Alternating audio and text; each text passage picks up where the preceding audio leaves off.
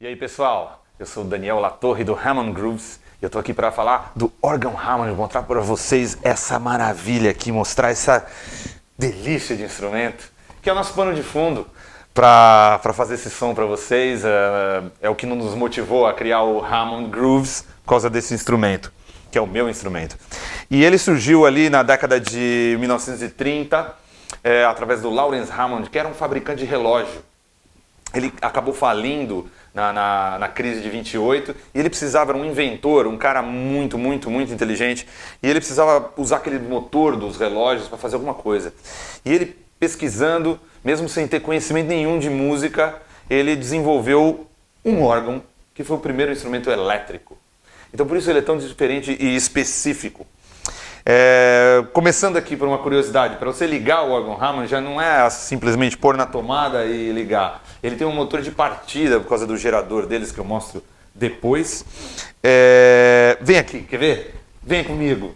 Olha só, você tem um motor aqui de partida, start. Você primeiro precisa dar partida, aí ele vai pegar. Olha, você pode ouvir o barulhinho dele. Depois que ele deu partida, segurando a partida, você liga ele propriamente dito, que aí ele vai chegar na rotação certa e aí você desliga. Quando você desliga o motor de partida, a gente espera um pouquinho para as válvulas esquentarem, porque com as válvulas frias não tem som. E é isso. Esse instrumento é muito interessante, porque ele foi também o primeiro sintetizador. Apesar de você falar, puxa, mas década de 30, 1930, é uma coisa antiga. Mas foi o princípio da síntese. E através dele você consegue criar timbres, porque você tem acesso a vários harmônicos. Então o que acontece? Por exemplo, se eu puxar aqui uma nota, é um harmônico. Então cada drawbar aqui vai corresponder a uma oitava, terça,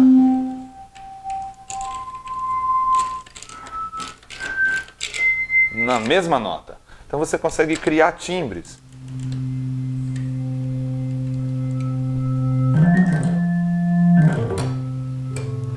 Essa combinação que proporciona você criar timbres, claro, na linguagem do órgão, timbres parecidos com flautas, paletas, que era, a princípio, a configuração dos órgãos de tubo. A primeira substituição do órgão de tubos era esse instrumento, que conseguia fazer as flautinhas do órgão de tubo e você conseguir tocar e substituir aqueles milhões de tubos espalhados pela igreja. Mas foi na igreja negra americana que ele teve sua primeira, o seu primeiro pulo para a música popular. Ao mesmo tempo, ele começou a tomar conta das rádios e TV, porque era um instrumento versátil que você conseguia transportar. Apesar de ele ser grande para os padrões de hoje, mas era possível, era muito mais leve que um piano acústico, por exemplo, e ao mesmo tempo ele não desafinava, porque o gerador dele é pela ciclagem da rede, então você pode transportar que ele não desafina. Então essas eram as vantagens daquela época. E eu vou mostrar como funciona para vocês.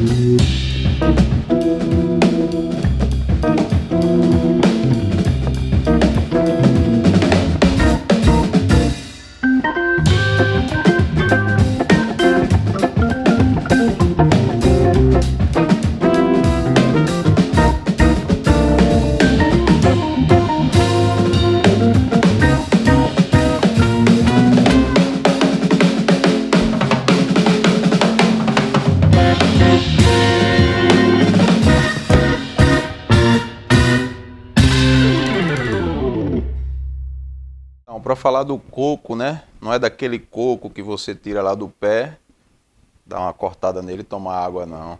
É do coco de roda, da sambada de coco. O coco, em várias regiões, né? Ele tem sua pegada diferente, mas aqui em Olinda a pegada é pesada, né? Com o tambor, com o pandeiro, uma conga. Tem coco que se toca no ilu. Também tem o coco de roda, né? Que se toca só de pandeiro, tem as loas, né? Tem o coco que tem os tamancos. É um ritmo bem dançante e a gente tem as sambada que a gente faz muito em terreiro, né? No chão ali mesmo, no barro batido ali. E tem a dança, tem a loa, tem a percussão que é bem pesada. Isso é nosso coco de roda, né? Aqui em Pernambuco e especificamente em Olinda, né? Essa pegada do coco.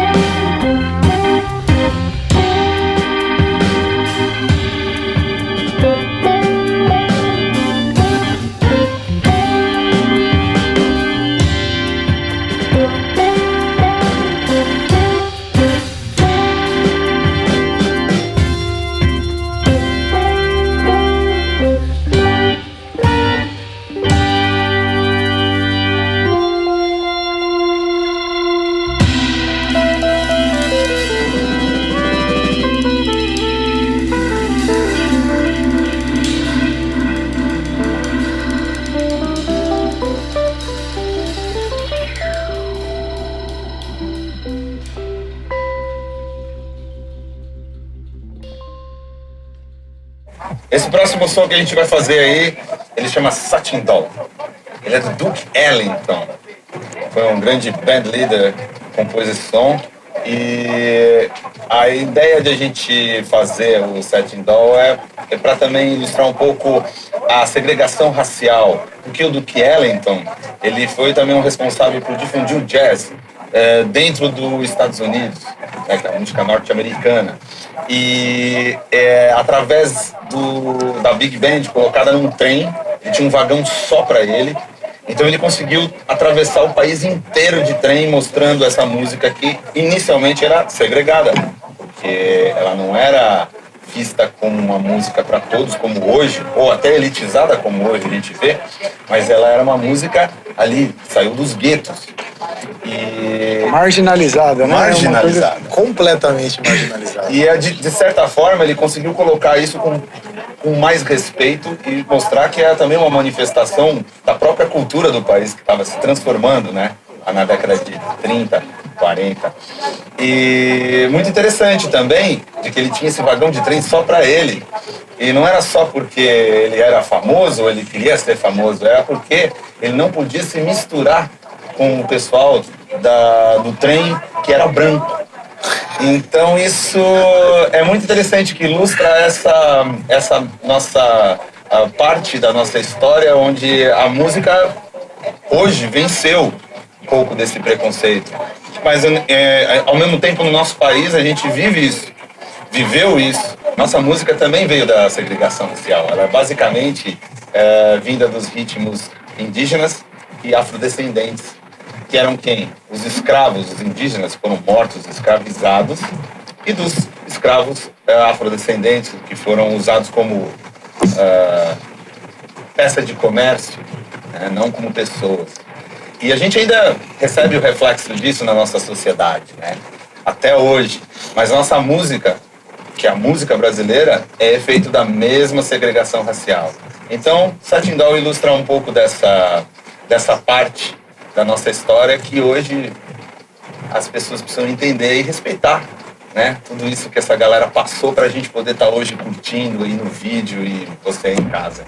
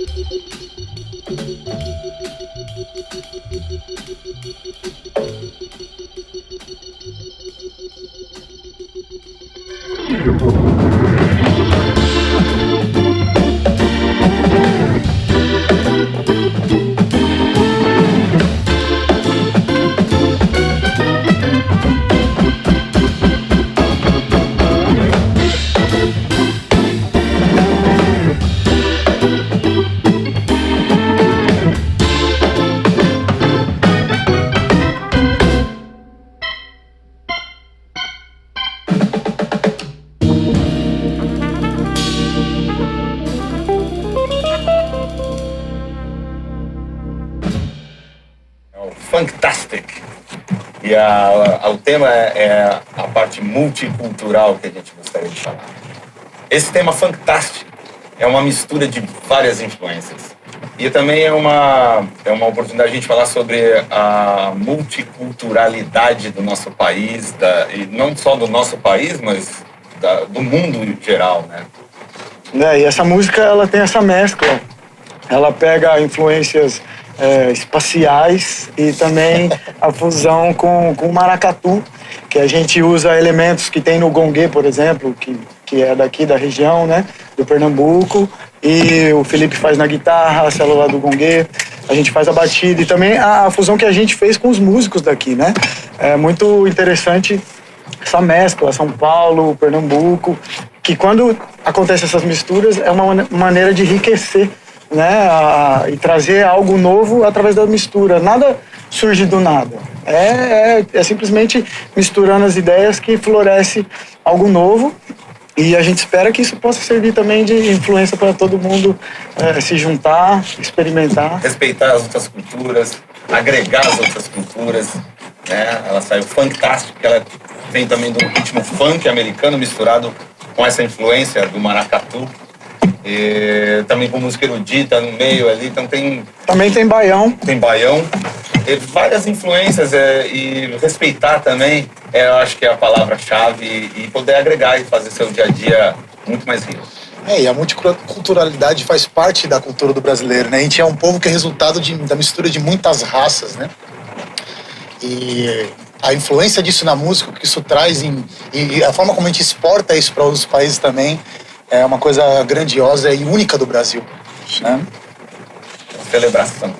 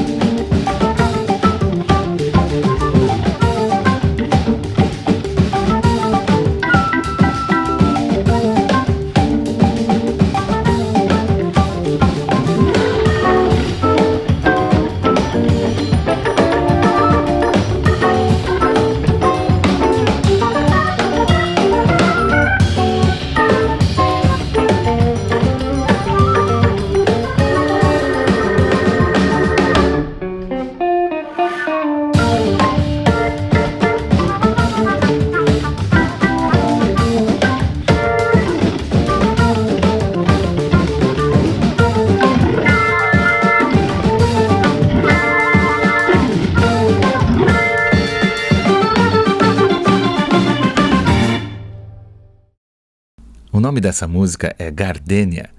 Ela é inspirada, claro, na flor gardênia, mas também tem uma inspiração de música brasileira com jazz, com música italiana. A gente utiliza do baião ao mesmo tempo que uma expressão típica brasileira do Nordeste do nosso país, e com influências da música italiana, né? Você tem um pouquinho ali de tarantela, um pouquinho de jazz também, norte-americano.